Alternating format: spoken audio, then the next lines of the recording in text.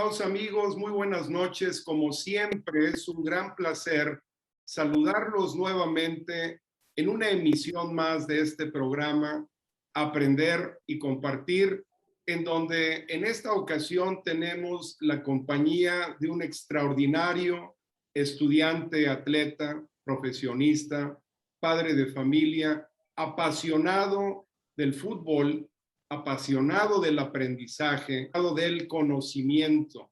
Es para mí un placer y un honor saludar esta noche a nuestro buen amigo Toño Rivera. Toño, ¿cómo estás? Muy bien, buenas noches a todos y gracias por la invitación, José Juan. Encantado, Toño. Y amigos y amigas, en realidad Toño es Luis Antonio Rivera Díaz y él es licenciado en Pedagogía, egresado de la Universidad Nacional Autónoma de México. Cuenta además con estudios de maestría en dos diferentes disciplinas e instituciones. Por un lado, estudió una carrera muy peculiar que tiene que ver con teoría psicoanalítica, de la cual nos hablará un poco más tarde, y también tiene una maestría en gestión de diseño. Esta la estudió en la Universidad Intercontinental y ha trabajado como profesor, ha sido docente por más de 30 años en diferentes instituciones, en la Universidad Anáhuac, en la Universidad Intercontinental, en la Universidad Autónoma Metropolitana. Además, Toño tiene una trayectoria muy importante trabajando con docentes, con profesores, siendo coach de coaches en el lado académico y del desarrollo del aprendizaje, y lo hace con consultorías y con espacios que también él nos ampliará en unos minutos. Y como lo mencionaba originalmente, aunque no lo crean, Toño jugó fútbol soccer con sus casi 1,90 de estatura y con sus tamaños y peso. Toño era un excelente jugador de fútbol soccer y tuvo que decidir entre el fútbol soccer y el fútbol americano. Afortunadamente, él y toda su familia siempre han estado participando alrededor del fútbol. Y él inicia jugando fútbol americano con Pumitas AC en los años 70, para después continuar con Pumitas UNAM en las categorías infantiles y luego integrarse a un espacio donde Toño es un referente. Hablar de Toño Rivera en los Destroyers es hablar de una persona muy, muy especial en la historia de este club, en donde él jugó juveniles, intermedias, ganando varios campeonatos, particularmente un campeonato muy festejado en la categoría intermedia, y continúa jugando inclusive 2 años Liga Mayor en una liga incipiente que duró poco tiempo, y también jugó Toño, por supuesto, 4 años con los Osos de Acatlán en la Universidad Nacional Autónoma de México, donde Toño fue seleccionado de la UNAM en 3 ocasiones, aunque debió ser 4, indiscutiblemente. También fue seleccionado nacional en 2 tazones azteca, aunque debió ser 3. Y tuvo el honor de ser distinguido como capitán de los Osos en 1986, uno de los capitanes más representativos, más reconocidos de la historia de los Osos.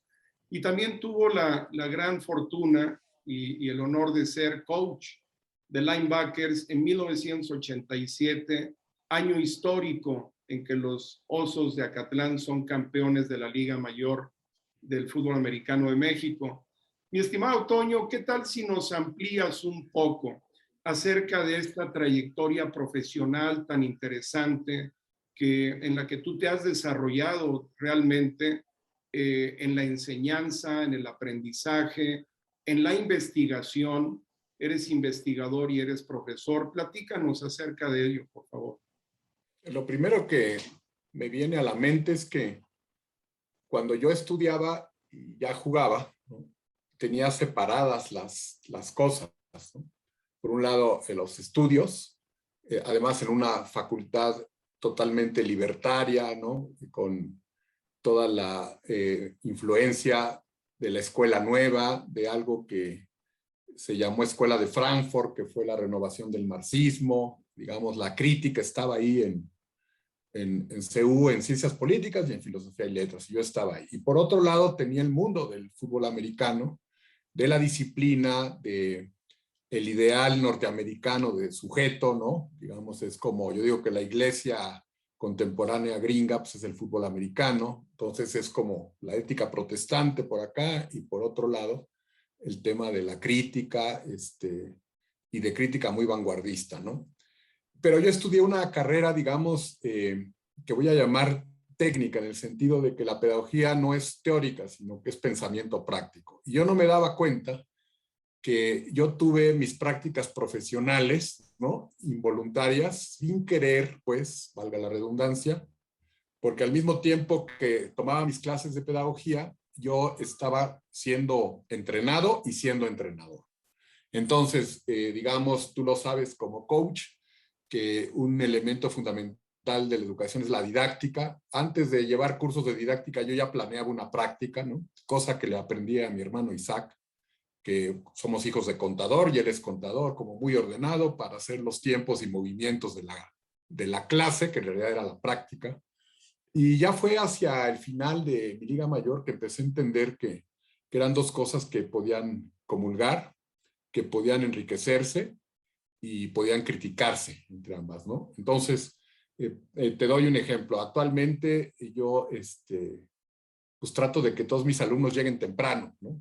No los coerciono, pero les digo, pues la puntualidad es un valor, ¿no? Para la convivencia humana, ¿no? Y pues eso a mí se me quedó como en el hábito.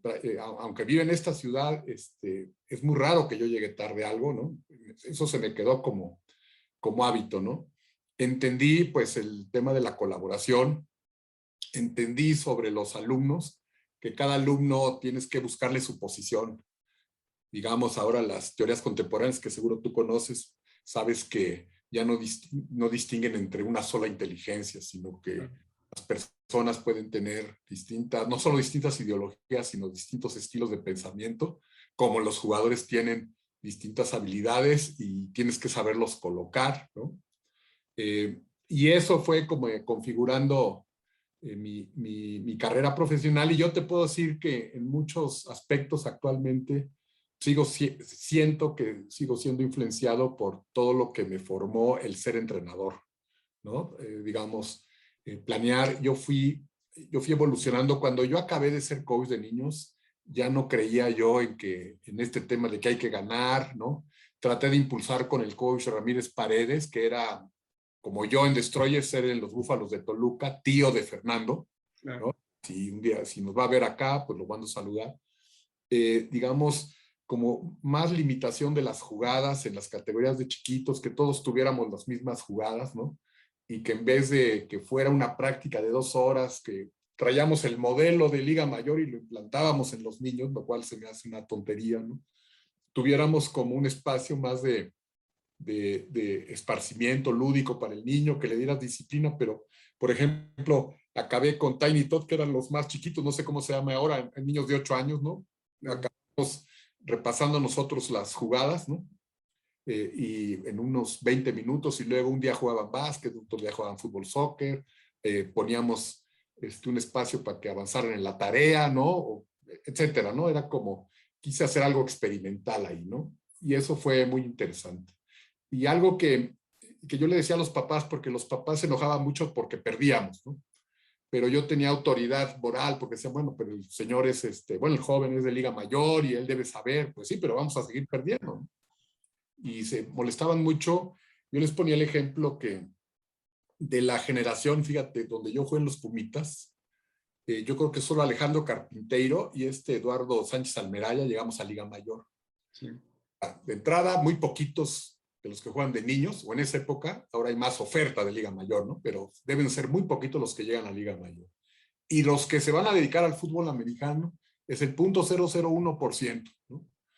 Por lo tanto, el fútbol americano se tiene que ver como una metáfora de la vida, es decir, cosas que te van pasando en la vida las puedes ir modelizando, así como el juego ayuda, ¿no?, al desarrollo del niño y de los jóvenes, pues el fútbol americano, como un juego en particular, ayuda, pues, a desarrollar habilidades mentales, habilidades físicas, lo que llaman ahora soft skills, ¿no?, que es la capacidad de vivir, ¿no?, de comunicarte bien con los otros. Yo, aunque no lo creas, me costaba trabajo hablar, ¿no?, hablar en público, aunque me dieron clases de oratoria en la secundaria, pues ya, fíjate, te pasaba que de repente tenías 15 años y le hablabas a los papás de los jugadores, ¿no? Siendo tú mocoso, ¿no? Entonces, fue una gran escuela, lo es, y que si la dejé es porque a mis hijos no les gustó, a mi hijo el varón le gustó el fútbol soccer, pero además la cascarita, él se dedica a las artes plásticas, es como, yo los dejé que agarraran su ruta, ¿no? Entonces, es lo que quisiera. Qué interesante.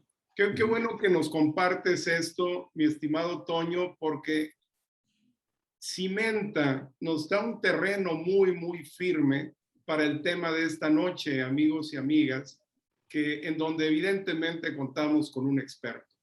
El tema que Toño y yo vamos a articular esta noche es capacitación. ¿Cómo desarrollar capacitación en el deporte, en la organización y en la familia?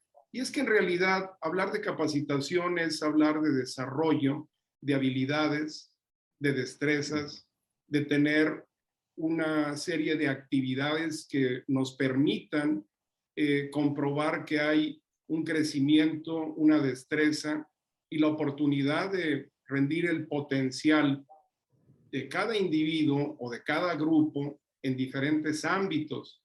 Entonces, ahí me encantaría, si te parece bien, mi estimado Toño, que iniciáramos revisando. Tú ya nos diste de entrada un escenario extraordinario para revisar cómo se desarrolla la capacitación en el deporte. Yo, digamos, habría como una premisa inicial, ¿no? Y que lo trabajo yo mucho con los maestros. Tú tienes que tener claridad en cuál es tu propósito educativo, cuál es tu propósito como entrenador. Digamos, preguntarte por la trascendencia, ¿no? Es decir, cuál es la intención, hacia dónde quieres llegar. Eso es como muy importante, porque teniendo clara esa premisa, por cascadita vas decidiendo otras cosas, ¿no?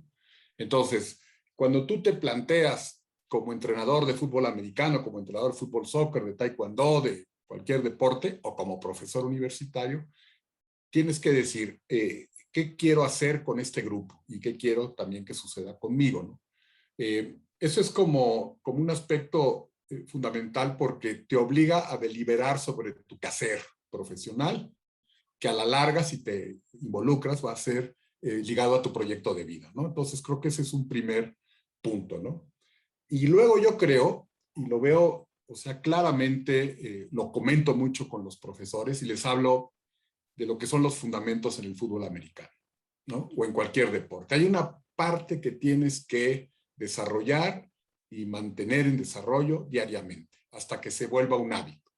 Por ejemplo, los diseñadores hay una parte que es la representación gráfica, representación visual. Eso lo tienen que hacer diario, ¿no? Otra que es la lectura. Les voy a platicar ahorita, hago una pequeña desviación, pero creo que puedo regresar. Estaba viendo una entrevista con López Tarso de hace 10 años, pero ya era un hombre. Ahorita López Tarso debe tener como 96 y sigue actuando. Sí. Entonces él decía, le preguntaban los muchachos, es un programa que se llama Taller de Artistas Profesionales. Y entrevista el entrevistador a un teatrero, ¿no? De ese nivel, ¿no? Estilo López Tarso. Y él hablaba de los fundamentos. Y decía, yo he hecho cine, teatro, comedias, ¿no? Comerciales, pero yo me mantengo, ¿no? Lúcido y me mantengo actualizado. Fíjate, me mantengo actualizado porque a las 5 de la mañana siempre leo a Shakespeare. Y habló de los clásicos y habló de los fundamentos, ¿no? Del arte teatral. Entonces yo creo que como que hay mucha evidencia que en distintas disciplinas de la vida, ¿no? Hay que distinguir cuáles son los fundamentos, ¿no? Y ese es como un tema importante. Y luego ir viendo los caminos, ¿no? Que cada muchacho va siguiendo, ¿no? en su educación, o en el fútbol americano, ir viendo que hay unas cosas que son particulares, ¿no?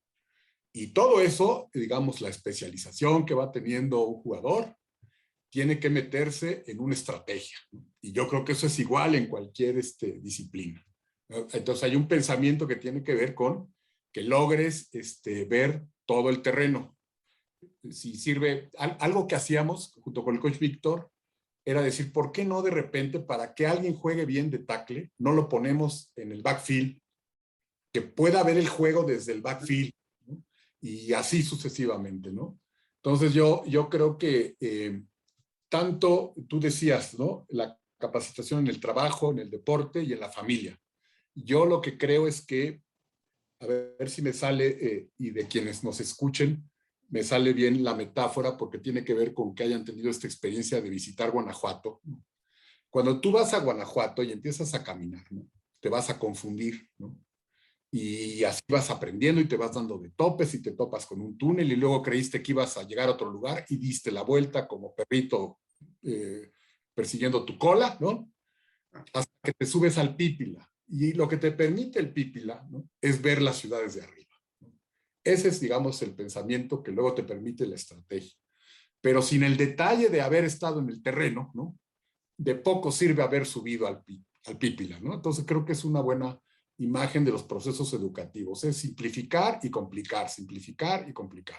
Extraordinario, porque aquí yo creo que podemos conectarlo, mi estimado Toño, con tres preguntas fundamentales: ¿qué, cómo y para qué?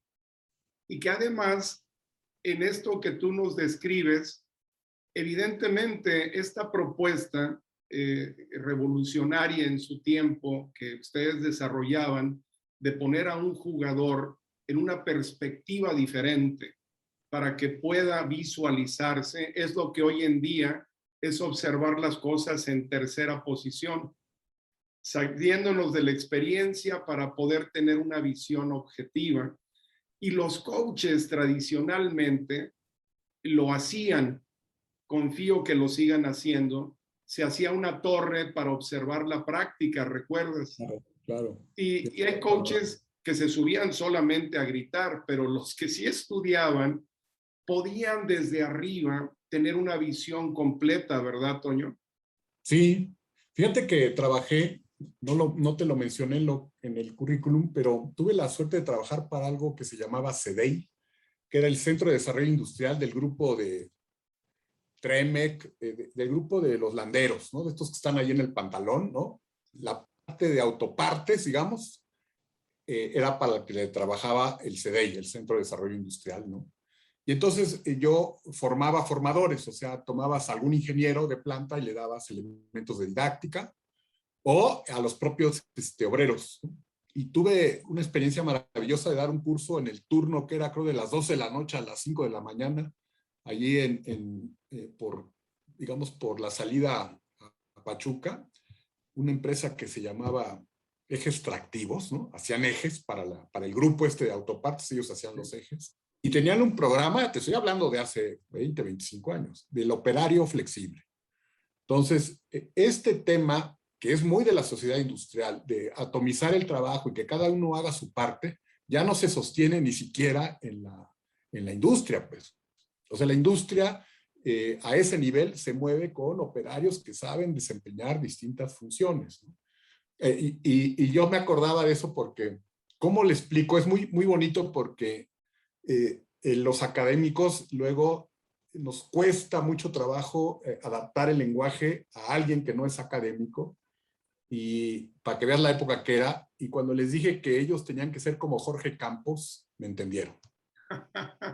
Ya entendí, ¿no? Nosotros tenemos que poder jugar como en varias posiciones. Y como siempre jugué en Pumitas, en el equipo más malo de Pumitas, cuando todos ganaban, mi categoría siempre perdía, pues acabábamos 20, 19 niños con el mínimo apenas, sí. Y entonces fui centro largo, a la cerrada, fullback, linebacker, ¿no? Entraba a cubrir despeje, entonces vas entendiendo el juego a fuerza, ¿no? Porque te vas en muchas posiciones. Sí. Esto, tú mencionas dos elementos, Toño, que creo que son trascendentes. Por una parte, para desarrollar capacidades, evidentemente tenemos que tener un desarrollo de habilidad, un proceso de aprendizaje, el estar dispuestos a cometer errores y además volvernos especialistas. Tú mencionabas cómo en el deporte es fundamental que existan especialistas y todo es partir de lo particular hacia lo general y entonces tener grupos especializados como en la línea ofensiva, la línea defensiva, los linebackers, y luego tener equipos especiales y después equipos completos, ofensivos o defensivos, que son capaces, que están capacitados para situaciones específicas del juego, ¿verdad?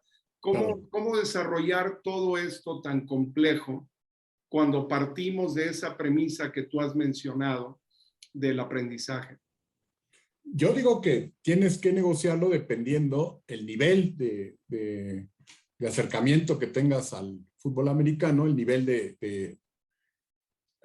yo lo diría así, en conforme va avanzando, ¿no? El niño, y actualmente en México, en Liga Mayor, lo que yo alcanzo a percibir es que ya hay como mucho dinero invertido porque están los sistemas de becas, etcétera.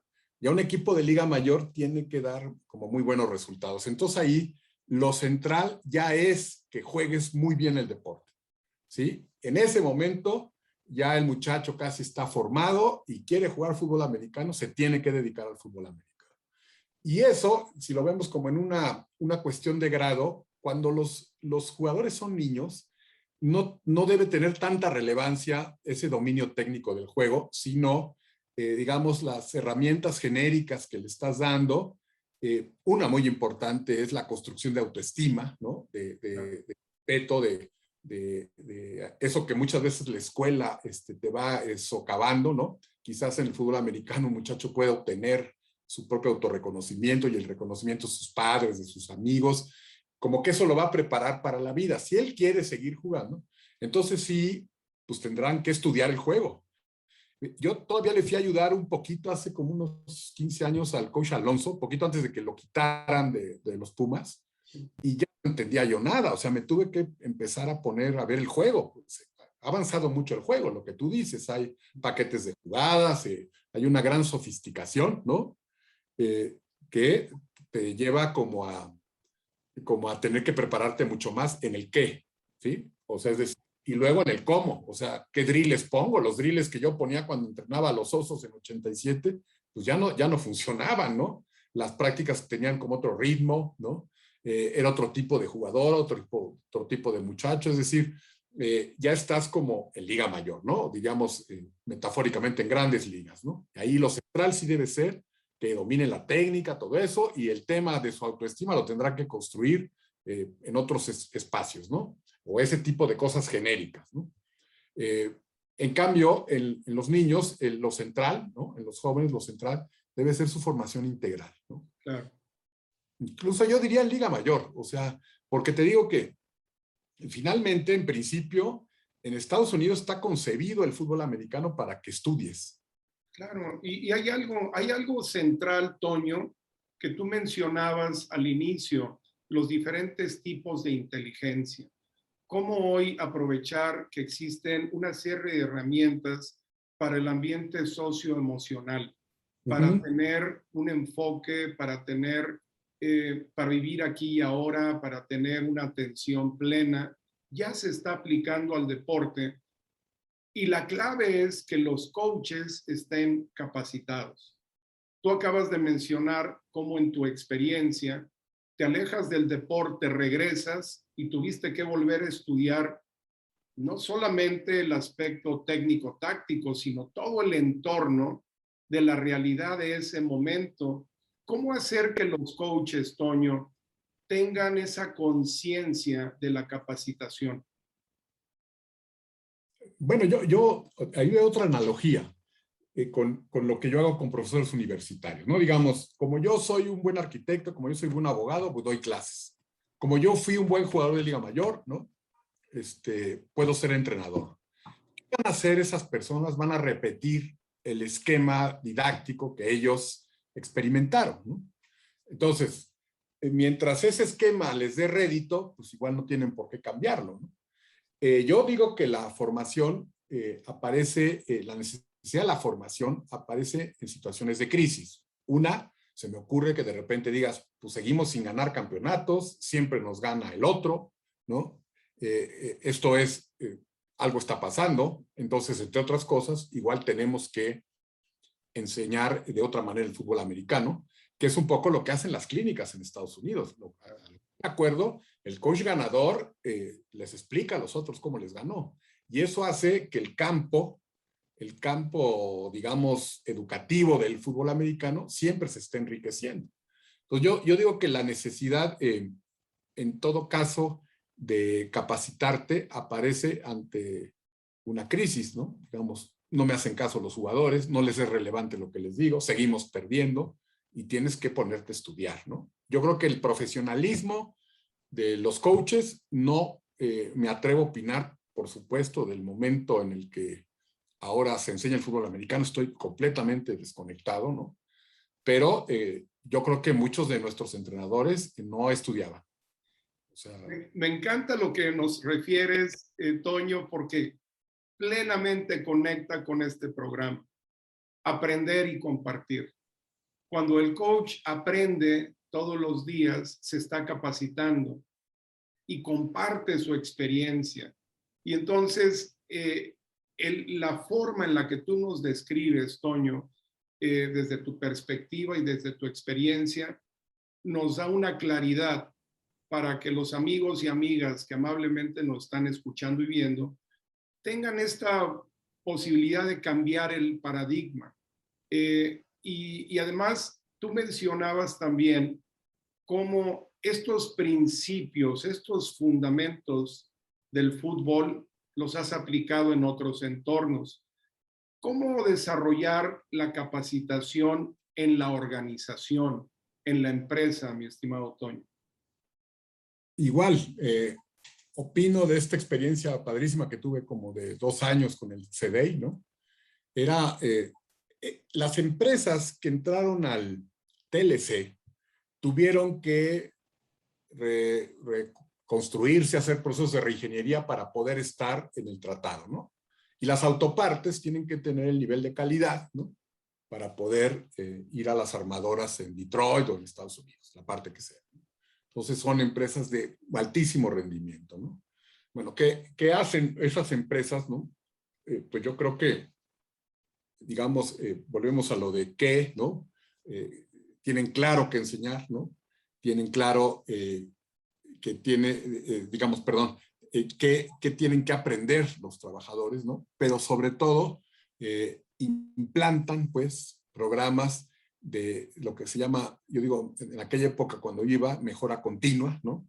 Es decir, parte de tu trabajo es capacitarte, ¿sí? Es decir, no es una concesión que le haces a la organización, es algo que es parte de tu trabajo. Y bueno, ahí cada trabajador tenía que decir en qué se iba a estar capacitando, se le hacía una oferta amplia de cursos, pero tenía que demostrar que se estaba capacitando en muchos niveles, ¿no? Y la empresa ponía todo para ello, ¿no? En muchas universidades, conozco el sistema de varias, el crecimiento, ¿no?, laboral del profesor pues, está vinculado a la capacitación que toma, ¿no? ¿Qué crees que la organización, ¿no?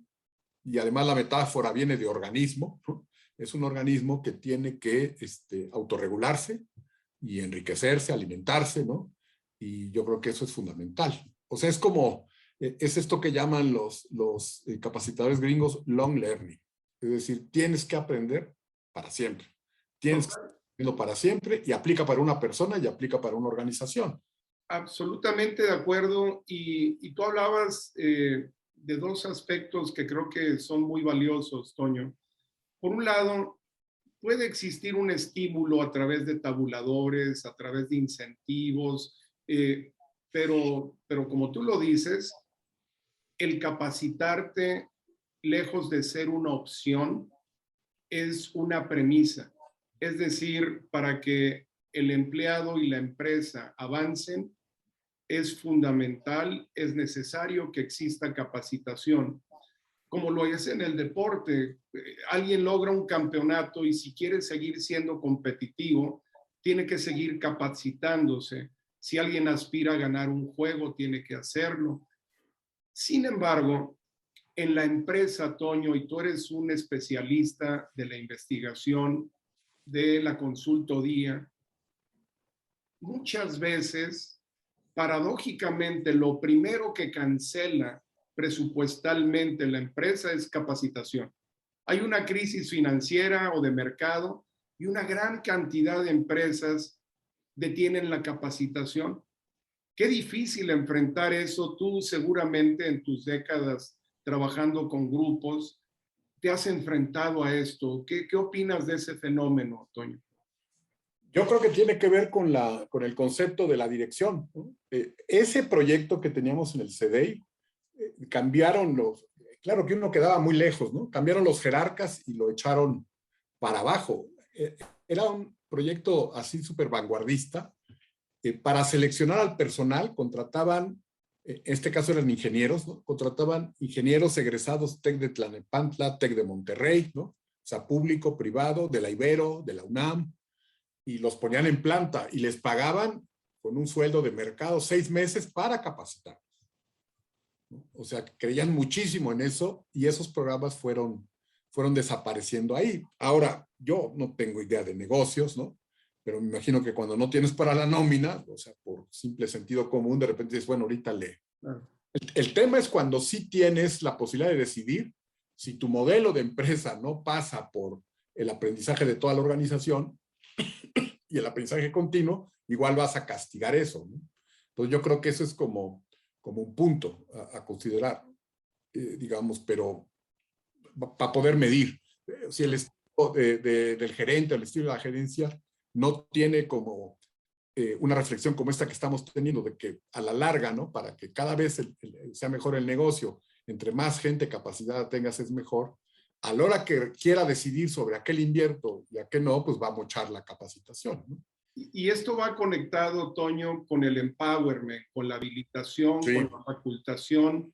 Qué importante tener esa conciencia de comunicar sinérgicamente, de arriba abajo, hacia los lados, y que la gente pueda tomar decisiones, ¿verdad? Que se sienta capaz de tomar decisiones en su entorno dentro de la organización y la empresa, ¿verdad? Yo creo que algo que en todos los ámbitos o en lo que a mí me ha tocado vivir, ¿no? Familiares, universitarios, empresariales, respetar el trabajo de la gente y las propuestas de la gente. O sea, en el nivel que sea, lo más importante para una persona es su dignidad. Entonces, la administración de cualquier proceso debe cuidar eso. Y yo en esta universidad, en la Intercontinental, tuve una época de crecimiento en el sentido académico de la palabra, ¿no? Gracias a que respetaba los proyectos de las distintas facultades. No era una universidad que pagara bien, pero te mantenía motivado porque a tal idea, a tal proyecto, había la apertura, aquí están las condiciones, llévalo a cabo, ¿no? En el momento que eso se empezó a obstaculizar, pues empezó a tener problemas la universidad con su personal, ¿no? Entonces, es darte un ejemplo, ¿no?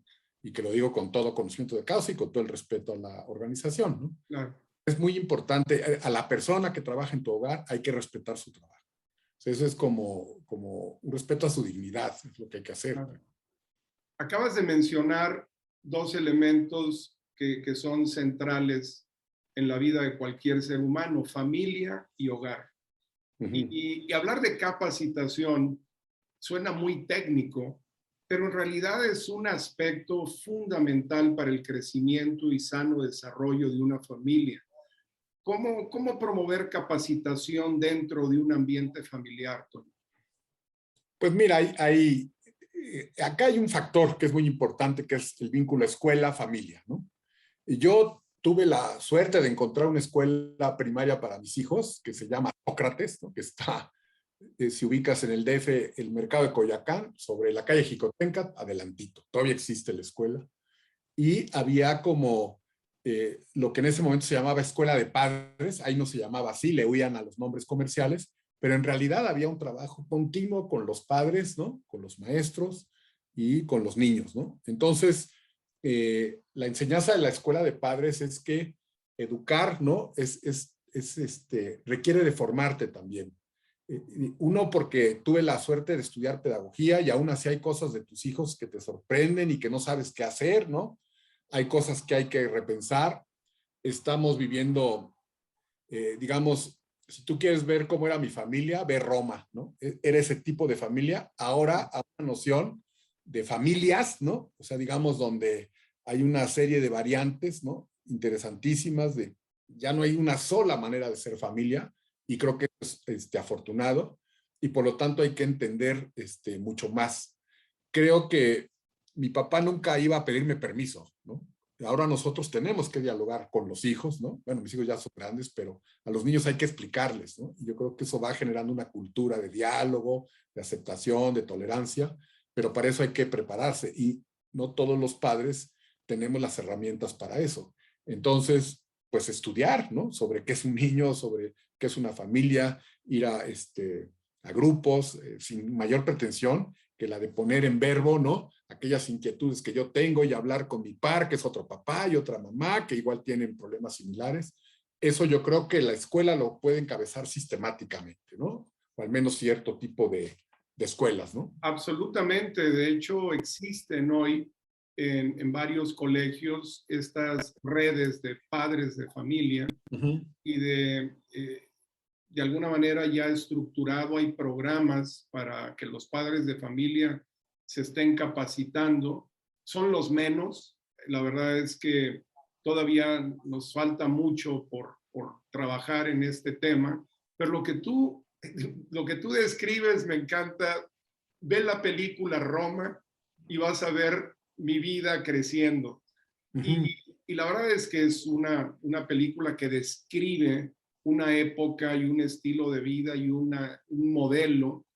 Y lo que tú mencionas ahora, mi Y estimado te Tony, acuerdas que hay que tener en secreto el divorcio todavía, ¿no? y Entonces, vaya, mis papás no se divorciaron, pues, pero era una familia como, o sea, solo había una manera de ser familia, es muy, muy interesante. y con roles muy Estable, establecidos. exactamente, ¿no? Y lo que tú has hecho a través de tu estudio y tu pasión por la pedagogía y el aprendizaje es entender diferentes modelos partiendo del respeto a la individualidad, ¿verdad?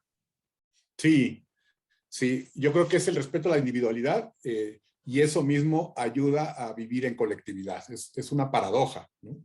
Porque no puede haber colectividad si tú excluyes de entrada al individuo, ¿no? Entonces, yo creo que eso es algo que fíjate que en el sistema educativo mexicano está muy bien logrado en preescolar, pero conforme va avanzando, hablo del sistema masivo, empieza la fila, el pupitre, empieza el tema del rendimiento, ¿no? Yo digo que algunas cosas pues están como muy, muy atrasadas en términos de, digamos, algo que te enseña la psicología es que el modelo, el modelar la conducta por la calificación acaba por, digamos, lograr que no se comprenda, ¿no? El fin de lo que estás estudiando, para qué es, ¿no? Entonces, digamos, hay como mucho, mucho atraso en eso. Eh, pues creo que ahí todavía hay mucha agenda, ¿no? Y por lo tanto muchas áreas de oportunidad para que hagamos intervenciones, ¿no? Cada vez, entre más grande eres, ¿no? Menos crees en los cambios macro, ¿no?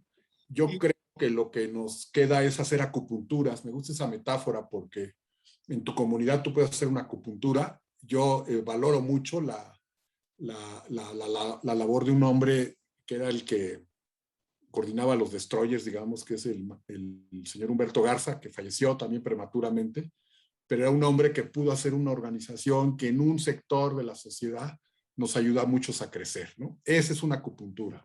Me imagino que tú tienes historias así, ¿no? Y tengo ahorita una hija que está en Sotuta, Yucatán, ¿no? Haciendo agroecología con comunidades mayas. Esa es una acupuntura y cada quien en sus respectivas sociedades o comunidades, tratar de hacer las cosas bien, ¿no? Digamos, con dignidad. Eso es lo que... claro, qué importante lo que compartes, Toño, porque pues estás poniendo en la mesa lo que sucede en el deporte, lo que sucede en la empresa, y en el mejor de los casos debe de iniciar en la familia.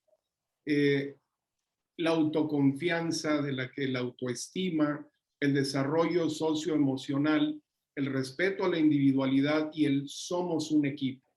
El Sí. saberse familia. Después, en el fútbol somos como una familia. En la empresa podemos ser como una familia. Pero el ser familia, con estos ingredientes que tú describes, nos permite ser funcionales y sentirnos capaces, ¿verdad? Sí, porque uno cree, cuando vas creciendo, eh, para mí lo más natural es que tus papás vieran por ti, te quisieran y te apapacharan y te llevaran a jugar, pero pues no es así en todas las familias. Y ya cuando tienes alumnos, yo he graduado alumnos que no va nadie al examen profesional, o sea, digamos, cosas así que cuando te empiezas a enfrentar a ello, ¿no? Y creo que con sus asegúnes, ¿no? La familia, si se va reformulando, si se puede actualizar a los nuevos tiempos, sigue siendo un espacio ideal para que ganes autoestima y bueno, una noción que uno aprende del psicoanálisis es que infancia es destino, ¿no? Todo lo que pase en los primeros 3 años es muy, muy importante, ¿no? Y para eso, sea como sea la composición de la familia, eso tiene que estar ahí, ¿no? En términos de aprendizaje, pues es básica la estimulación del primer año, todo lo que hace la mamá, no solo alimentando, sino y consintiendo a su bebé, todo eso lo estimula, ¿no? Claro. Digamos, todo eso activa, pues, el cerebro. Entonces, sí es muy importante la familia, pero creo que ya los que somos padres ahora y los hijos nuestros cuando sean padres van a tener que prepararse más para ser papás, porque antes había normas muy claras, ¿no? Claro. Tú cumples, este es un buen padre y este es una buena madre, ¿no? Entonces, nada más te pongo una variable. Empieza el desarrollo, afortunadamente, ¿no? De la mujer en la sociedad, al menos en nuestro sector social. Sí. Y bueno, ya algo que era impensable y que una mamá saliera a trabajar, pues ahora es lo más común, ¿no? Claro. Hay que saber negociar con eso, ¿no? Entonces, yo creo que es lo mismo que decíamos hace rato, hay que actualizarse, ¿no? Como coaches hay que actualizarse Sí. como padres, ¿no?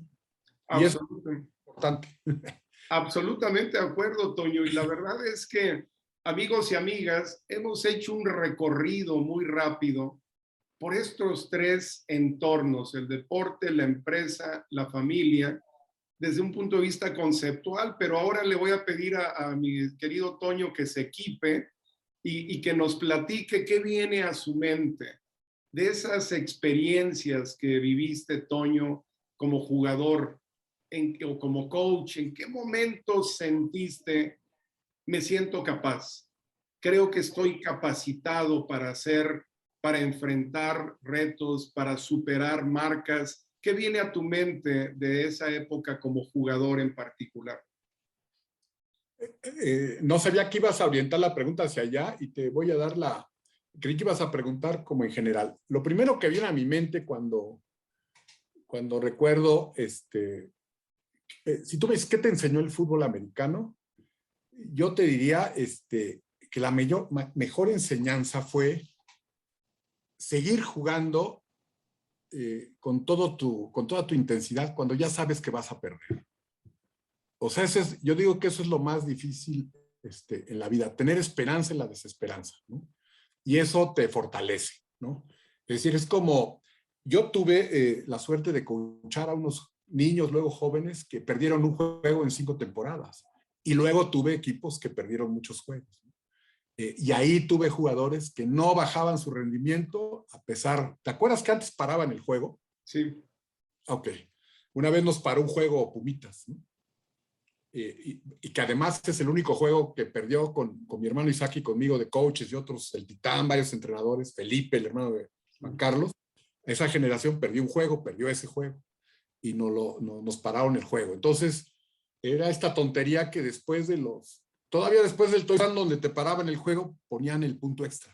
Como para qué, ¿no? Y un jugador que recuerdo con mucho cariño, Jorge Salazar, esa jugada todavía entró y tapó el punto extra, ¿no? O sea, siguió jugando y me dijo, yo gané. Entonces eso es como una enseñanza muy, muy, muy padre, ¿no? y ya ahora como me desvié, me perdí de cómo completaste la pregunta, si me la puedes repetir. Claro que sí, ¿no? Y la verdad es que de ninguna manera desvío, son recuerdos muy poderosos, muy claros de una experiencia real. Como jugador, Sí. ¿qué momento sentiste o que recuerdes en este momento? Aquí me siento capaz, hoy siento que estoy capacitado. ¿En qué juego, en qué práctica, en qué temporada? Yo creo que hacia el final de Liga Mayor. Creo que cuando más le entendía y jugaba más relajado, con mucha intensidad, pero más relajado, fue cuando acabé de jugar. Sí. ¿Algún juego en particular, alguna temporada en particular que venga a tu mente? Pues yo creo que la de 86 porque casi fuimos, llegamos no había final, pero en el último juego coincidió que fue con Cóndores y creo, no, bueno, teníamos que ganarle a Cóndores para poder ser campeones. Fue un juego que jugamos en el lodo, ¿no? Ese juego lo recuerdo muchísimo, porque además no hicieron ningún 1-10 y perdimos 14-0, ¿no? Entonces ese fue como un juego de eso que te quedas así, bueno, ¿y ahora por qué perdimos, no? Ese fue un juego muy interesante. El campeonato que le ganamos al CUM, ¿no? En Juvenil AA, ahí en el campo de bajada de los Destroyers, ¿no? Eso fue como un gran logro porque pues el CUM no perdía nunca, como cuando le ganó en 87 Osos a los Cóndores, pues no solo fue el campeonato, sino que creo que ustedes llevaban 6 campeonatos seguidos y no sé cuántos juegos sin perder. Cóndores llevaba 4. 4 Ustedes, seguidos, ¿no? Osos impidió el quinto El campeonato. quinto. Entonces, pero ese fue más como coach, ¿no? Recuerdo uno con mucho orgullo, ¿no? Porque fue un juego que obviamente a nadie le interesaba en el mundo, ¿no? Ni en el mundo del fútbol americano, porque era Destroyers, Tecos de la Guaja en Guadalajara, en la Liga Mayor esta que éramos los mismos que jugábamos entre todos siempre, ¿no? Porque entro a tapar un punto extra y el wing del otro lado corre a bloquearme, yo no lo vi y me rompió prácticamente el cuádriceps y no había otro linebacker, pues éramos yo y otro linebacker, ¿no? Y no me acuerdo si ese año era ya Felipe García, ¿no? Y el caso es que, pues acabé de jugar, ¿no? Pero nunca me había dolido algo tanto. Y luego estuve como, pues 3 meses cojeando. Me acuerdo que me atendió el doctor Goñi, el papá de los... Me dijo, es que casi tienes desgarrado todo el cuádriceps y tuve que tomar Valium para dormir. Me dolía mucho, ¿no? Pero acabé de jugar. Eso es como algo que me dio como mucho gusto. Un juego contra Cóndores, no me acuerdo, que intercepté 3 veces, ¿no? Entonces tengo así como varios flashazos. Quizás te tendría que decir que me quedo más con la experiencia global, ¿no? De todos. Recuerdo mucho una final que te lo voy a poner en lo que me pediste, que le ganamos 6-5 a los Pumitas, yo ya de coach en 87, coach de intermedia de los Destroyers, y que digamos un poco agarré como el control al final del juego y entonces pateamos, hicimos safety. O sea, era como mantener el 6-5 con poco, y no sé, como que fue un final muy intenso, ¿no? Y que, no sé, como que lo tengo grabado, que yo no estaba nervioso, yo estaba completamente claro y convencido de lo que íbamos a hacer, ¿no? Esos, pues no sé, podríamos tomar mucho café, ¿no? Sí, pero mencionas una de esas jugadas y yo la tengo muy presente porque esa intercepción, una de esas intercepciones que haces contra Cóndores en 1984, a mí me toca taclearte y hay una foto que han publicado y la verdad es que nunca batallé tanto con nadie para taclearlo porque estabas muy grande, muy fuerte y encarrerado y yo persiguiéndote. Entonces, ahí me sentí plenamente incapaz. La verdad es que era muy difícil taclear a una persona con tus características ya en movimiento y tengo muy clara esa intercepción que tú mencionas. Yo puedo compartir, amigos y amigas, un momento determinante para mí. Yo subí 20 kilos al jugar Liga Mayor, subí de 63 y acabé con 84 kilos y jugué fútbol solo 5 años. Entonces, el aprendizaje, el estar capacitándome era, pues, como lo habíamos mencionado, una obligación y una necesidad urgente en mi caso. Pero para mí un momento donde me sentí pleno es en el gimnasio, cuando finalmente el Burger y yo fuimos a un campeonato nacional de levantamiento en potencia, el Burger Orellana, Gillo Velasco, Toño Rojí, el coach Rojí, y 3 de nosotros ganamos el campeonato nacional de levantamiento de pesas. Y ese momento de menos de un segundo en el levantamiento es algo que te hace sentir pleno, que te sientes capaz. Es algo que puedo compartir ahora a la distancia y que cuando esos momentos se acumulan, mi querido Toño, pues te vuelves especialista, ¿no? Llega un momento, estoy seguro que en ese 1986 tú sentías que dominabas la escena al estar ahí como linebacker, ¿verdad? Sobre todo si adelante de ti está Paco Velázquez, entonces. Bueno, Paquito, que sin claro que duda dominas es la escena, pues si él es el guard, pues te extraordinario. permite. La verdad, difícil encontrar un jugador más talentoso, más noble, más caballeroso, más competitivo que Paquito en esa posición. Sí, fíjate que teníamos muy buena línea defensiva y todos los que hemos sido linebackers, pues si tienes buena línea defensiva, pues tú puedes taclear, ¿no? Y era Paco, era Pancho, era Carva, ¿no? Eran muy buenos jugadores, el Buddy, ¿no? Sí. Tuvimos, yo, digamos, siempre hay que decir eso, o sea, que, digamos, tú te debes a un equipo, ¿no? A mí eso me cae muy mal la retórica de Rambo, ¿no? Fíjate cómo es como un culto al que puede hacerlo solo todo, o Claro. en los términos, el MVP, ¿no? Es decir, hay esta ideología norteamericana, siempre tienen que buscar como a lo individual, ¿no? Claro. Y en realidad, pues yo me acuerdo de un Super Bowl, ¿no? Que Peyton Manning, pues no pudo hacer nada, ¿no? Porque creo que era Denver contra, no me acuerdo, pero el otro equipo. Contra Carolina, me parece. Pues no me acuerdo, el caso es que le ganaron, de entrada fue safety y no pudo hacer nada, ¿no? Entonces es como muy, es como perder Es el que pierden ellos contra Seattle. contra Seattle, ¿no? Sí. Es como perder de vista, para mí, el principal valor del fútbol americano, que es el equipo, ¿no? Claro. Y ahora pues hay como mucho más reconocimiento, ¿no? Hay esta película muy bella de Blindside, ¿no? Sí. O como ciertos jugadores van tomando relevancia, ¿no? Sí creo que tiene una gran complejidad la posición de quarterback, pero pues sin la línea ofensiva no haces nada, como yo te estoy diciendo. Es mucho más fácil jugar de linebacker con esa línea defensiva que con una defensiva más ligerita, ¿no? Claro. Tienes a un superestrella.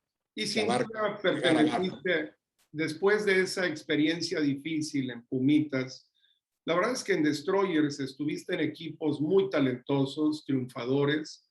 Igualmente, esta época tan competitiva que tuvieron con Osos, con Pumas, con la selección nacional. Y sin duda, mi querido Toño, tú lo mencionabas antes, todo inicia con individuos que son plenos, que son capaces, que tienen autoestima, que se sienten con la seguridad para hacer lo que hacen como especialistas, pero siempre teniendo en cuenta que lo más importante es el equipo, el trasladarnos del yo al nosotros, ¿verdad? Sí, sí, yo estoy convencido en eso. Creo que yo lo veo mucho en los programas de estudios que evalúo. Hacemos una evaluación como en 360 grados, ¿no? De qué artículos hacen los maestros, qué programas hacen, a dónde se capacitan, los alumnos qué proyectos realizan. Pero un área de oportunidad de la mayoría es que no trabajan colectivamente. Y creo que eso es fundamental. Eso potencia a cualquier organización. Es decir, digamos, esos son los círculos de calidad. Fíjate que una cosa que no mencioné es que también estuve un año en Serfín, o sea, hace mucho porque todavía existía Serfín, y íbamos a dar cursos de capacitación y ahí vi un documental sobre John Deming, ¿no? Y cómo instaló Hirohito la cultura de calidad, que yo creí que era un invento japonés y en realidad es un invento norteamericano, no le hicieron caso a Deming y se fue a Japón, ¿no? Y creo que esa es una gran lección, la colectividad de los orientales, o aquí el tequio, ¿no? De las comunidades oaxaqueñas. Es gente, por eso se desarrollan en Estados Unidos muchísimo, porque van todos en equipo y se venden tamales oaxaqueños, y es decir, como que es una joya de organización empresarial colectiva, ¿no? Entonces, sí, adelante. No, te escucho, adelante. No, ya concluí, dime, por favor. Bueno, justamente esto que tú compartes, mi estimado Toño, a mí me hace reflexionar y recordar un episodio en mi espacio profesional en donde trabajé para la YMCA de los Estados Unidos en Filadelfia. Y realmente lo más valioso de esa experiencia fue el modelo de capacitación.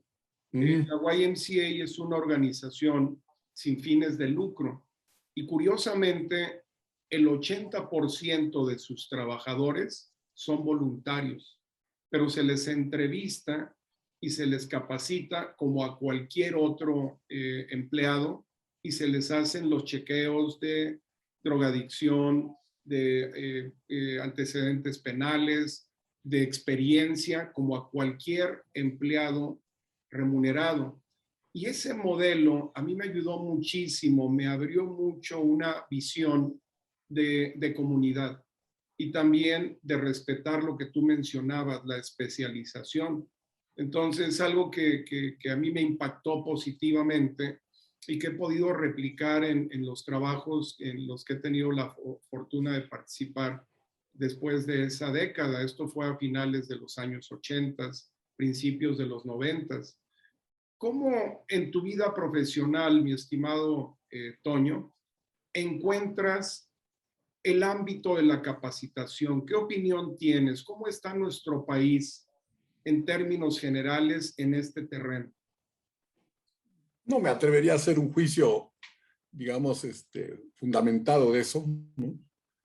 Pero pues por puro sentido común uno tiende a pensar que mal, ¿no? Al menos de lo que sí me consta es que el sistema educativo nacional es un fracaso. Ahora, hay, lo que te decía, hay como garbanzos de a libra. Hay un sistema que yo he podido evaluar 5 escuelas dentro de ese sistema, que es el de las universidades tecnológicas, que juntan, ¿no?, lo académico con el trabajo del muchacho en la empresa. Entonces, tienen muy buenos convenios, ¿no? Por ejemplo, hay una que está, donde está lo del huachicol ahorita durísimo, que es Valle de Santiago. Allí hay una escuela de diseño de moda y que hacen moda para las vestiduras de los coches. Entonces están vinculadas a todo como ya el clúster de empresas que hay entre Querétaro, Celaya, Salamanca, hasta León, ¿no? Aguascalientes, ¿no? Entonces está muy bien ubicada la escuela y tienen como una mezcla de estudios como universitarios y de capacitación industrial. Entonces un currículum que son 3 semestres en aulas, 1 semestre en la empresa y te evalúa el director de la planta, ¿no? Y ahí está trabajando el chavo, regresan otros 3 semestres y el último año, o el último semestre otra vez en la industria. Entonces, creo que esas experiencias tienen que visibilizarse, otra vez, ¿no? Colectivizarse, para que entonces no le batalles tú y digas, por aquí se puede, por aquí está bien, ¿no? Claro. Esa experiencia se me hace como muy interesante, pero la conozco desde las universidades tecnológicas, ¿no? De lo demás me costaría trabajo. En términos, perdón, de capacitación de profesores, las universidades invierten mucho en eso, ¿no? O al menos las más relevantes, ¿no? Ibero, TEC, Anáhuac, La Salle, UNAM, etcétera, trabajan mucho en eso. Y creo que ya está instalado como de forma permanente, ¿no? Excelente. Hay universidades, sí. Otro momento particular que venga a tu mente, pero ahora en la familia, Toño. ¿Qué episodio viene a tu mente creciendo en donde tú hayas experimentado algún momento que tú digas, aquí me siento capaz, aquí siento que he tenido las herramientas para crecer en tu propia experiencia como parte de una familia? Bueno, cuando mi papá nos llevaba a hacer inventarios, ¿no? Te entrenaba muy bien y éramos muy jovencitos, Isaac y yo, y era muy padre porque había una fábrica de de ropa interior, que seguro te suena, que Rimbros, ¿no? Sí. Era de truzas, camisetas, ¿no? Entonces había que ir a contar el 31 de diciembre, ¿no? Había que ir a contar para cerrar inventarios, ¿no? Y eso, que hizo mi papá, no me hizo contador, pero me dio mucha seguridad y era muy bonito porque te quedabas a la fiesta con los trabajadores, ¿no? Y te daban barbacoa y te daban pues, lo que llevaban de guisado, ¿no? Una cerveza. Esa parte como que fue muy, muy interesante, ¿no? Siempre, más que en algo, mi papá y mi mamá nos enseñaron a trabajar. Es decir, el trabajo, yo insisto, es algo que te hace digno, ¿no? Y además mi papá te pagaba pero sabía que le tenías que llevar el dinero a tu mamá, ¿no? Entonces te pagaba y regresaba, ¿no? O sea, muy interesante, ¿no? Eso yo creo que me hizo muy capaz. Mi mamá, por otra parte, ¿no? Contribuyó mucho a mi interés por la música, ¿no? Y por la cultura en general. Ella, a la fecha, ya está viejita, pero si estoy oyendo música con ella, te pregunta a ver qué obra es, ¿no? Y bueno, pues yo no sé distinguir entre Beethoven, Mahler, o sea, me gusta, pero no tengo ni idea, ¿no? Salvo las muy convencionales, ¿no? Entonces ella, el amor por la música, ¿no? Y que además, muy ecléctica, ella es pianista, tocó el piano, sabe leer notación, ¿no? Pero le gustó de joven el mambo y cuando mi papá no estaba oíamos música en inglés y le gustaba mucho, me acuerdo, que le pusiéramos a los Beatles, por supuesto, ¿no? Pero también a Led Zeppelin, o sea, algunas canciones que le gustaban de eso, era totalmente abierta, ¿no? Y yo creo que eso es muy, muy importante cómo se traslapa. Dices, ¿qué aprendí en la escuela y qué aprendí en la familia, ¿no? Es como muy, muy difícil decir dónde te formaste. Creo que en mi caso tuve la suerte, yo creo que mis hermanos igual, ¿no? De que se alinearon los astros. Tuve en la escuela, ¿no? Era una escuela católica con todos los defectos que tienen, pero tuve maestros realmente, sobre todo uno que era el de música, que te llevaba de la secundaria a la prepa, pero que en una escuela de curas, a los muchachos de prepa los dejaba hacer folclore de protesta. En una escuela católica era genial ese maestro. Y al mismo tiempo te llevaba de excursión, ¿no? Era un tipazo, se llamaba Gustavo Carrillo, hijo del gran músico Carrillo, ¿no? O nieto. Igual llevaste la cultura musical de Gustavo Carrillo, él era el autor de ese librito, ese nos dábamos. Entonces es una mesa de a quién, el abuelo materno era genial, o sea, Claro. aprendí muchísimo, ¿no? Y eso te va, no sé si quizás la parte de capacitación que le toca a la familia, ¿no? O de la que no puede huir es la afectiva, ¿no? Claro. Y haz de cuenta que la imagen así que yo tengo ya de posterior de mi papá es cuando nos llevaba al béisbol. No sabes cómo disfrutaba eso de niño. Ir al béisbol con él a ver a los Diablos. Y fíjate que qué curioso, yo era enamorado de los Diablos Rojos del México, ahí en el Parque del Seguro Social. Yo quería ser, era mi gran dilema a los 10 años, yo quería ser abogado y beisbolista profesional. Ya. Entonces, te imagino viendo al Diablo Montoya, al Zurdo Ortiz, a Miguelito Suárez, a Toño Villescusa, al Huevo Rojo. Me tocó ver a Héctor Espino, dar jonrón. Sí, cómo no. Ver jonrón ahí en el parque. Sí, esa alineación me la sé toda perfectamente. Más o menos unos 2 años de diferencia, pero somos totalmente contemporáneos, mi querido Toño. ¿Qué te parece, Toño, si justamente complementando uno de los conceptos que tú amablemente compartías, el de la humildad, el de la conciencia de comunidad, el de la conciencia de equipo, nos damos un pequeño tiempo para jugar un juego de 4 downs que se llama Vivir Agradecido? En realidad yo juego de árbitro y a ti te toca cada uno de los downs, porque evidentemente somos muy afortunados de haber jugado fútbol, de haber estudiado, de tener un acceso a una profesión. Y se nos olvida en ocasiones agradecer por nombre y apellido públicamente a personas que han sido muy valiosas.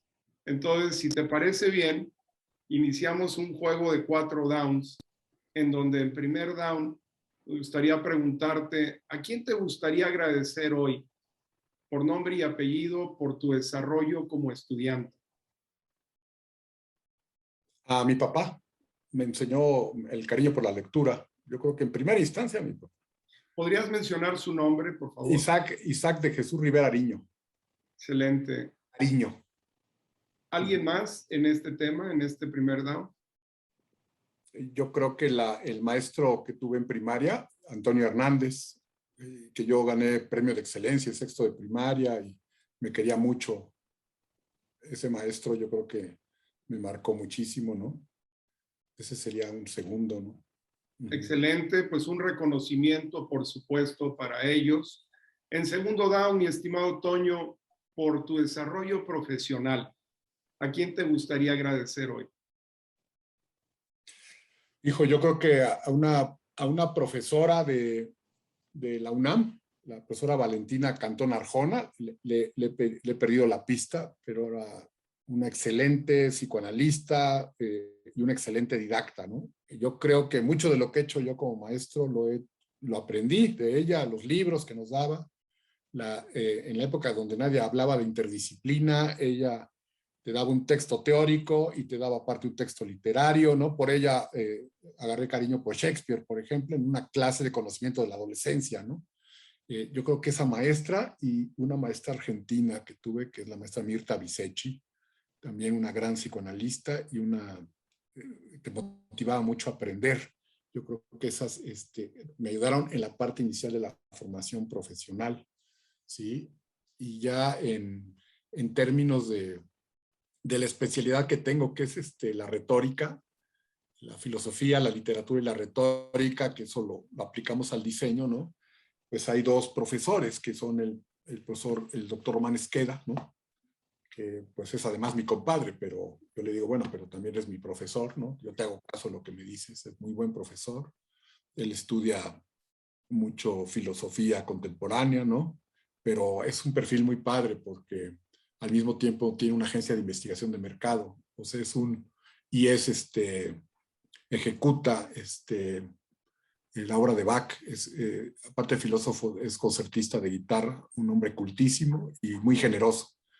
Y un maestro que es el maestro Alejandro Tapia, que es el que me ha metido el cariño por la filosofía, por la literatura, perdón, y la literatura brasileña, ¿no? Y latinoamericana, ¿no? Brasileña y latinoamericana, y me ha enseñado ¿cómo se dice? Los intersticios de la creación literaria, ¿no?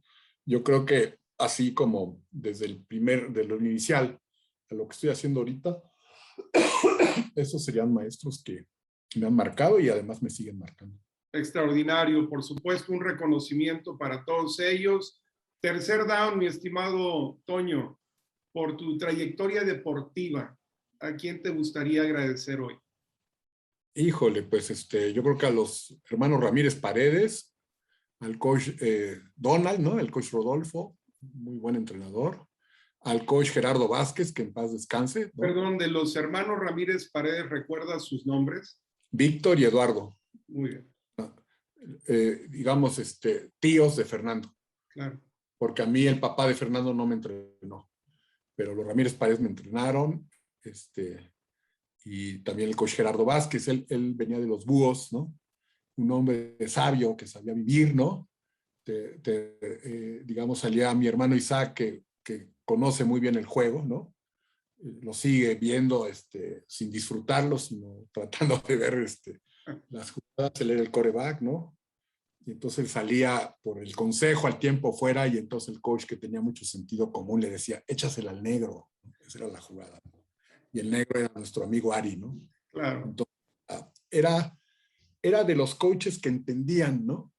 Que más allá del sistema, tú tienes un jugador que tiene enfrente a uno al cual va a superar. O sea, digamos, de repente, incluso yo lo veo en el fútbol profesional, cada vez juegan más los entrenadores y menos los jugadores, ¿no? Y creo que eso está mal, ¿no? Pero Ricardo Vázquez era un tipazo y ahorita vale la pena recordarlo porque era un hombre muy bueno, muy generoso. A él lo que le gustaba era acabar la semana de entrenamiento, el sábado llevarnos a correr y luego nos organizaba carne asada. Era su deleite, ¿no? Yo creo que esos coaches, pues los que me recibieron infantil, me acuerdo con mucho cariño del Huevo Moreno, ¿no? Que entrenaba junto con el coach Jaime Montes, esos nos hacían reír mucho, eran muy, muy buenas personas. Como tú dijiste al principio, ten cuidado porque vas a dejar de mencionar. Pues ya caí en la trampa, pues, ¿no? Ya te había mencionado a Fernando Langle, ¿no? Claro. Rico me puso estos ejercicios se me quedó grabado, ¿no? Tú agarras la pelota y tienes que llevar los ojos hasta que está acá, ¿no? Y eso, y ahí lo hacía y me aventaba la bola, ¿no? No sé, eso podría decir así al bote pronto. Muy bien, pues un reconocimiento, por supuesto, y con mucho afecto para todos ellos. Y en cuarto down, mi estimado Toño, por tu desarrollo familiar, ¿a quién te gustaría agradecer hoy? A mi hermano Isaac. Mi hermano Isaac siempre me cargó. Era como un hermano mayor que me iba coachando en todo, ¿no? Y a la fecha, digamos, porque yo soy como que soy muy amigo de Rodrigo, pero de niños, ¿no? Isaac me enseñó desde amarrarme las agujetas, ¿no? Hasta pelearme, ¿no? Con los que nos molestaban, ¿no? Aventar el balón, ¿no? Es, digamos, un hermano al que a mi papá le dio la responsabilidad de cuidar a su hermano y luego a sus otros hermanos, y a la fecha lo hacen, ¿no? Yo creo que a él, así como si lo veo en esta fase, cuando te vas desarrollando, que es de niño, pues Isaac, ¿no? Extraordinario. Un saludo para él y para Rodrigo, por supuesto. Y bueno, en tiempo extra, mi querido Toño, poca gente sabe que para ti era muy difícil comunicarte cuando eras adolescente, creciendo, el hablar en público, y esto fue algo en lo que tú fuiste desarrollándote y capacitándote. Eh, de pronto la gente ve a un Toño Rivera corpulento, alto, fuerte, agresivo en el campo de juego y no siempre necesariamente ya tiene integradas esas habilidades y esa personalidad que tú finalmente desarrollaste. ¿Qué puedes compartir con los amigos y amigas de este proceso? Y también a manera de cierre, ¿qué mensaje te gustaría compartir con los amigos que amablemente nos escuchan y nos ven alrededor de este tema? El maestro que te dije, Gustavo Carrillo, también nos daba cursos de oratoria. Y entonces me dijo, como no quieres hablar, tú vas a hablar. Entonces te daba técnicas, ¿no? Y entonces decía, cuando estés nervioso, ¿no? Cierra los ojos y haz fuercitas, fuercita. Y entonces uno hacía fuercita. Y entonces con eso, según él, te relajabas, ¿no? Y luego, pues fui creciendo y insisto que el tema es que en el fútbol americano ya yo agarré seguridad porque hacía algo muy bien, ¿no? O mis coaches me lo decían, tú eres muy bien. A mí me nombró el Huevo Moreno en Midget capitán, ¿no? Y yo estaba feliz porque yo y Chita, Eduardo Sánchez, éramos los capitanes, ¿no? Ofensiva y yo defensiva. Entonces eso te va dando como seguridad y paulatinamente me fui soltando, ¿no? Como dice mi mujer, y ahora hablo con las piedras, ¿no? Ahora el chiste es callarme, ¿no? Entonces, digamos que yo creo que eso, y yo creo que como mensaje, ¿no? Vamos a llamarle así, a la tribu del fútbol americano, yo digo que síganlo viendo como un medio para hacer mejores personas. No es un fin, ni para el que juega muy bien, no es un fin el jugar bien, ¿no? Yo creo que tiene otros valores. A mí, y quizás como mensaje de cierre, me impresionó siempre la escena de México 68 de Alberto Isaac, ¿no? ¿Te acuerdas que va grabando al maratonista que se desgarra en el kilómetro 5 y acaba por llegar, ¿no? Entonces tú dices, ¿ese ganó o perdió? Pues no se puede ver con esa lógica. Ese modelo de vida, ese cuate, ¿no? Y creo que para eso sirve el fútbol americano, como sirve estudiar con muchas ganas, como sirve mi amigo Román, por ejemplo, es de circo, es Román Esqueda-Taide, ¿no? Pues él, imagínate, tirarte de un trapecio, lo que implica en disciplina y todo eso, ¿no? Entonces, todas las actividades de la vida, el tema es como tratar de hacerlas lo mejor posible y siempre exigiendo que respeten tu dignidad, es decir, tu proyecto de vida, ¿no? Interesantísimo y muy valiosos tus comentarios, mi querido Toño, sobre todo en donde rematas que, pues algo que yo comparto, la actividad humana más dignificante es el trabajo. Y la verdad es que somos muy afortunados de contar con tu amable compañía, de tu experiencia, de tu especialidad y de lo capaz que eres para transmitir conocimiento. Ha sido un placer y un honor reencontrarte, mi querido Toño. La verdad es que para todos los amigos y amigas que amablemente nos han acompañado, estoy seguro que nos dejas conceptos, experiencia, testimonios, puntos de vista muy valiosos para revisar.